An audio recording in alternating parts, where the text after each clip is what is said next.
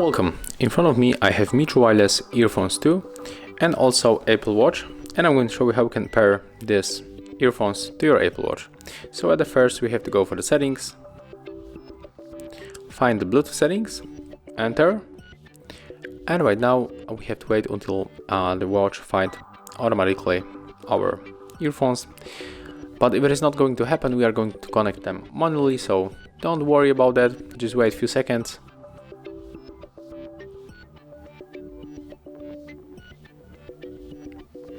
Okay, it's not working, so we have to close the case, then rotate a little bit, click and hold this button at the right side of our case. So click, hold. Right now open the charging case, keep holding the button, and right now here we got our earphones, so we can tap on it, keep holding, now release.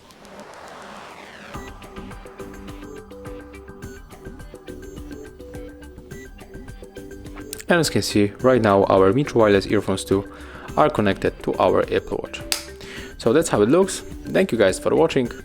Leave thumbs ups, comments, and subscribe to our channel. See ya!